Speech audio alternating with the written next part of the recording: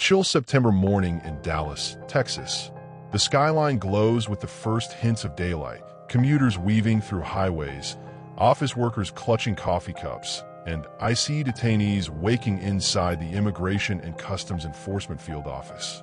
But on September 24th, 2025, Dallas was about to witness something unthinkable. A sniper had taken position on a rooftop. Within minutes, the building became a target of terror. This is the story of the IC facility sniper, later identified as Joshua Jahn, a man whose motives remain cloaked in mystery. At 8:17 a.m., the sound of gunfire shattered the calm. The first bullet tore through a reinforced window at the IC detention building.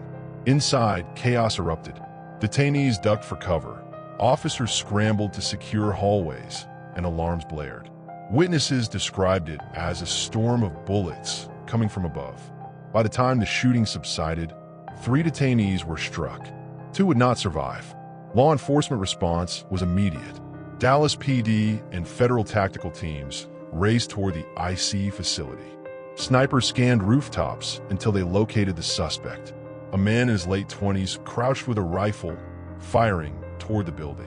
The shooter was later identified as 29-year-old Joshua Jahn, a Texas resident with a criminal past, and a secret no one saw coming. As officers closed in, Jahn fired a final round. But this one wasn't aimed at IC. It was aimed at himself. Law enforcement stormed the rooftop to find Jahn dead from a self-inflicted gunshot wound. The attack was over, but the questions had only just begun. When investigators swept the rooftop, they found something chilling. Scattered near the rifle were unspent shell casings. Each casing bore an engraving, the NTIC. It was a cryptic message, one that pointed to a motive, but also deepened the mystery. Born in 1996, Jahn grew up in a suburban Texas community. Neighbors described him as quiet, polite, but distant. In 2016, he was arrested for marijuana delivery, a felony that landed him in the criminal system early. But outside of that brush with the law, few saw him as dangerous. Family members insisted Jahn never express strong views on immigration or IC. His brother later told reporters, "He didn't care about politics. None of us saw this coming." Yet, the casings told another story. The victims inside the IC facility were rushed to local hospitals. 2 were declared dead within hours. A 3rd survived, but remained in critical condition. The IC field office went into lockdown, detainees were relocated, and the FBI seized control of the investigation. Across Dallas, vigils were held for the victims. Community members demanded answers. By midday, the incident had exploded across national headlines. The FBI labeled it a targeted act of violence against federal employees. DHS called it an attack on the integrity of American immigration enforcement. But was it terrorism, or simply the desperate act of a lone gunman? The nation watched in shock. Who was Joshua Jahn? Why did he choose IC as his target? And what dark forces drove him to leave a cryptic message on the very bullets he Dallas carried? Is still reeling. The IC facility stands guarded, windows patched with temporary boards. The rooftop where Joshua Jahn fired now cordoned off with yellow police tape. But as investigators dig deeper, the mystery only grows darker. Who was Joshua Jahn? And why did he launch a sniper attack that would leave 2 detainees dead, 1 injured, and an entire nation shaken? Joshua Aaron Jahn, born in 1996, grew up in Fairview, Texas, a quiet suburban community just outside Dallas. Neighbors remembered him as polite but withdrawn, a young man who mostly kept to himself. He wasn't known for political arguments or activism. Instead, his reputation was shaped by one brush with the law. In 2016, at age 20, Jahn was arrested and charged with marijuana delivery. The felony stuck, but he managed to avoid a lengthy sentence. Beyond that, there were no obvious warning signs, no manifesto, no online rants against IC. So why the rooftop? Why the engraved casings? After the attack, reporters swarmed John's family. His brother told The Guardian, Josh wasn't political. He didn't care about IC or immigration. If anything, he kept to himself. His mother's old social media post also resurfaced. a message from years ago opposing gun culture. That irony wasn't lost on commentators. The son of a gun control advocate had just carried out one of the most shocking sniper attacks of 2025. The family insisted Joshua wasn't motivated by ideology. He was troubled, yes, but not political. But investigators found something the family couldn't explain: the shell casings engraved with anti-IC. These weren't doodles or random scratches. They were deliberate engravings, etched with precision. To engrave shell casings requires time, effort, and intent. It suggests Jahn wanted his message to outlive him, even after the gunfire stopped. This wasn't random. This was a statement. The FBI quickly opened a terrorism inquiry. Was Jahn a lone wolf, acting out of ideology, or a mentally unstable individual making one final, violent gesture? Analysts debated. Option 1. Jahn had a political motive. The engraved casings were his manifesto. Option 2.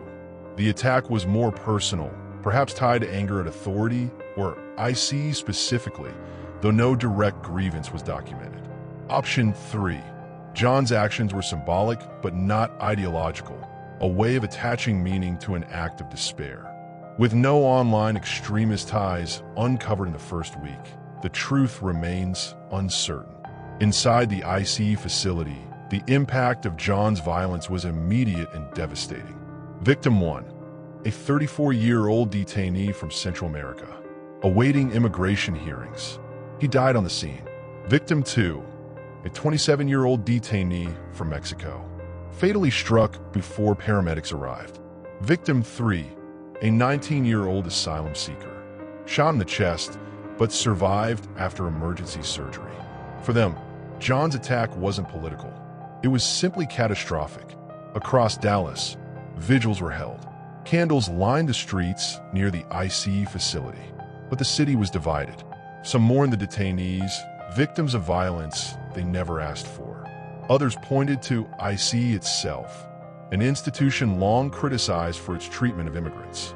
And some, particularly in political corners online, seized on the shooter's actions as proof of ideological war. The debate overshadowed the victims, fueling a storm of narratives that drowned out the truth. Experts in domestic terrorism and psychology were brought in. Dr. Emily Carter, a forensic psychologist interviewed by local outlets, explained, "The engraving of shell casings is not impulsive behavior. It indicates forethought, intent, and symbolic communication. Jahn wanted to leave behind a legacy, something investigators and the media couldn't ignore." But she also noted the paradox. If this were purely ideological, why no manifesto? Why no social media trail? Why not target officers directly instead of detainees? The contradictions remain unsolved. The Dallas IC facility shooting is not the first attack against IC. In 2019, an armed man attacked an IC detention center in Tacoma, Washington, leaving behind incendiary devices and anti-IC writings before being killed. Smaller incidents, including arson and vandalism, have occurred across the U.S. over the past decade. Joshua Jahn's act fits this disturbing pattern, but stands apart for its methodical execution and chilling engravings. What happened in Jahn's final hours before the attack? Investigators pieced together his movements. He purchased ammunition days before. He checked into a budget hotel not far from the IC facility. He left no note, no farewell message to his family. Instead, he carried his rifle, engraved his message into casings, and climbed the rooftop. Was this a months-long plan, or a sudden decision in the grip of despair? The silence of Jahn's digital footprint leaves that question hauntingly open. For IC employees, the attack changed everything. Security measures doubled overnight. Officers now enter facilities under armed escort. Detainees live with heightened fear. And for Dallas, the skyline carries a scar, a rooftop forever remembered as the place where violence erupted without warning. Joshua Jahn's story ends on a rooftop, with a rifle in his hand and cryptic words carved into cold brass. Was he an ideologue, a broken man searching for meaning, or simply another name in America's endless list of lone wolf attackers? We may never fully know, but for the families of the victims, The why will never matter as much as the who and the what. They live with the scars, and the nation, once again, is left searching for answers.